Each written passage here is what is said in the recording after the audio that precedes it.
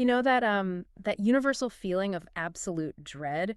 Like it's the night before school starts after a long summer of late nights, and you just know that 7 a.m. alarm is going to feel like a literal physical attack. Oh, yeah, it is a completely rude awakening. I mean, we Hmm. usually treat teens refusing to get up as this behavioral or discipline problem, but really, it's deeply physiological. Exactly. And so that's why we're doing a deep dive into this today. I was actually reading this really fascinating Arabic neurological guide on teen sleep and combining that with some practical exercises from a Playprint Pals workbook. Right, and it turns out we can actually fix this with a specific 14-day strategy. Okay, let's unpack this. Because when teenagers are wide awake at 1 a.m., it is not laziness. It's this biological phenomenon called a delayed sleep phase, where their brains literally release melatonin like 2 to 3 hours later than adult brains do. Yeah, which means when that first school bell rings at 7:30 a.m., biologically, the teen's body is still basically in the middle of the night. Right. So since we know it's biology and not just them being stubborn, it feels like their brain is just stuck in a different time zone. So how do we physically pull that internal clock back without just, yelling at them to go to sleep? Well, you have to manipulate that biology using three specific tools. So first, you need morning light. Getting 15 to 20 minutes of natural sunlight within 30 minutes of waking up is totally crucial. Because that like hits the brakes on whatever melatonin is left in their system, right? Precisely. Sunlight sends a direct command to a tiny region in the brain called the suprachiasmatic nucleus. Wow. Okay, that is a mouthful. It is, but just think of it as the body's master clock. So when light hits the eyes, it tells that master clock, hey, the day has started, so stop making sleep hormones. Okay, so morning light hits the brakes. But what happens at the other end of the day? Like, if they're staring at TikTok at 11 p.m., aren't they basically just hitting the gas pedal again? They absolutely are. And that is why the second tool is blocking blue light in the evening. You want to implement a digital sunset a full hour before bed.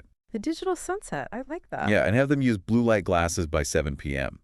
Because screens emit wavelengths that mimic daylight, which tricks that master clock and can delay melatonin release by up to 90 minutes. Wait, an hour and a half delay just from scrolling? That is huge. It really is. And the third tool is micro adjustments, because obviously you can't cure jet lag in one single night. Right, exactly. So if you need to shift a sleep schedule by a few hours, doing the math safely dictates a 14-day timeline.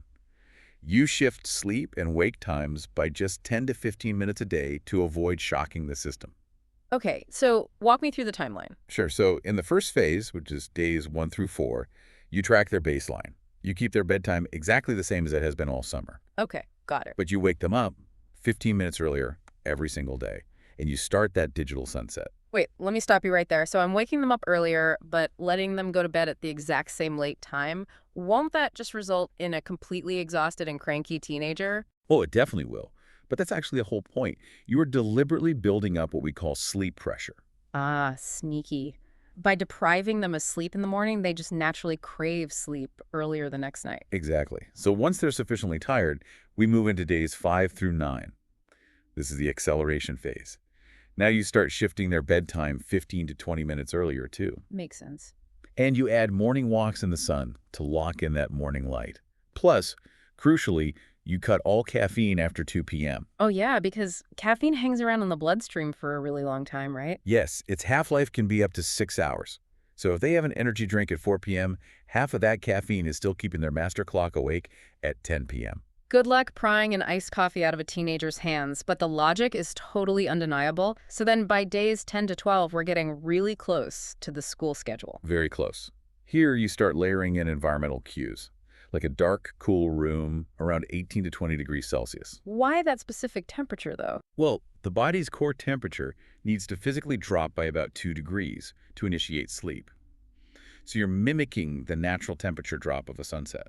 Oh, wow. Yeah, and if you pair that with a warm shower beforehand, the rapid cool down tells the brain it's time to shut down. That is fascinating. And then I assume days 13 and 14 are like the dress rehearsal. Exactly. Waking up at the exact school time, eating breakfast, doing the whole morning routine. But let's be real here. What if there's a late night party on day 7?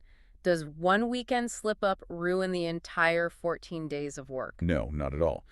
The biology is forgiving as long as the overall pattern is consistent.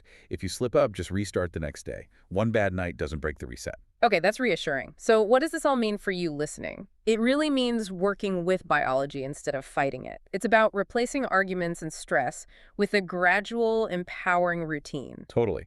It is about using the environment to gently cue the body rather than just relying on sheer willpower. Absolutely. And before we go, here's a thought to chew on. We've talked about how light and a cool room temperature are basically the pilots flying us out of this biological time zone.